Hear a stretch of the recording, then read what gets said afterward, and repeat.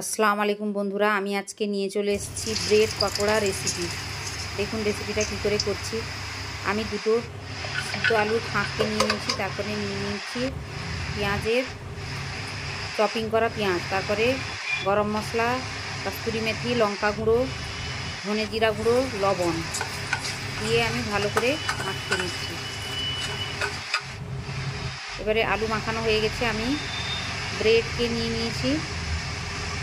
ওতে আমি মাখানো আলুগুলোকে ভালো করে দিয়ে ওর উপরে আর একটা ব্রেডকে দিয়ে দিলাম। এবারে আমি চারপাশ থেকেও কিন্তু আলুগুলোকে ভালো করে লাগিয়ে দিব। এবারে আমি কেটে দিচ্ছি মাঝখান থেকে ছুরি দিয়ে। দেখুন এবারে আমি এখানে ময়দা এবং কর্নফ্লাওয়ার দুটোই আপনারা নিতে পারেন। আমি এখানে দুটো মিক্স দিয়েছি। আপনারা পারলে ময়দা দিয়েও শুরু করতে পারেন অথবা শুধু কর্নফ্লাওয়ার দিয়েও করতে পারেন।